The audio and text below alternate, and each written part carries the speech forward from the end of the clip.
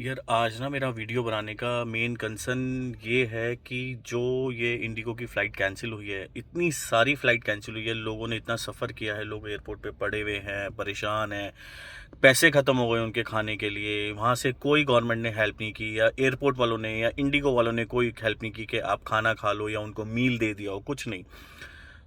मुझे एक चीज़ ये समझ में नहीं आती कि अगर फ़्लाइट कैंसिल हुई है तो आपको कम से कम दूसरी एयरलाइन से हेल्प लेनी चाहिए या गवर्नमेंट को हेल्प के लिए बोलना चाहिए कि भाई एयर इंडिया है, स्पाइस जेट है, अकासा एयर है, कि भाई आप लोग अपना इंडिगो के साथ एक प्रॉब्लम हुई है जिसकी वजह से लोगों ने सफ़र किया है, तो आप लोग कम से कम उनका फेयर नॉर्मल रखो और उनको ट्रैवल करवाओ। बट ऐसा नहीं है।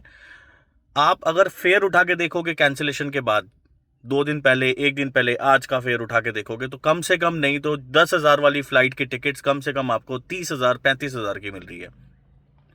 मेरा मेन कंसर्न ये था कि इस तरीके से अगर आप पैसे मांगोगे इस चीज़ के लिए कि नहीं, अब इंडिगो के फ़्लाइट कैंसिल हो गई हैं, अब तो हमारा फेयर हाई हो जाएगा।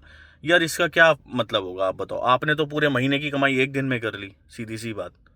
खैर, हम इस चीज़ से अलग हटते हैं क्योंकि लोगों का नुकसान बहुत हुआ है। किसी की मीटिंग्स कैंसिल हुई हैं, किसी के इंटरव्यूज़ कैंसिल हुए हैं, किसी की वेडिंग हो ही नहीं पाई है। मैंने ये भी देखा कि वेडिंग ही नहीं हो पाई, और किसी ने अपनी जिसको जाना ही था तो उसने कम से कम 50-50 हज़ार की डोमेस्टिक में टिकट खरीद के गई है। जबकि अगर मैं 50,000 की टिकट देखूं तो मेरे को 2 जने दुबई में आना जाना हो जाता है इतने में।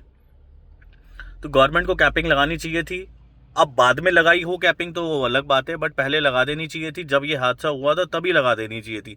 या फिर डीजीसीए जब ये डिसीजन ले रही थी तो उस टाइम पे ये डिसीजन ले लेना चाहिए था कि नहीं, अब आपका इंडिगो का ये हाल होने वाला है कि 30 फ्लाइट कैंसिल होंगी, तो बाकी एयरलाइंस को थोड़ा अपने को संभल के रखना पड़ेगा और फेयर को थोड़ा सा ठीक रखना पड़ेगा। बट ऐसा कुछ नहीं हुआ। सो गाइज, अपना ध्यान रखो, ठीक है, अपने लिए सोचो और अपने लिए ही सोचो। क्योंकि मुझे नहीं लगता कि आप को कुछ दिखाया जाए और कुछ हो। क्योंकि हो सकता है मे बी कोई नई एयरलाइन भी लॉन्च होने वाली हो, ये भी कोई बहुत बड़ी बात नहीं है जो सुनने में आ रहा है।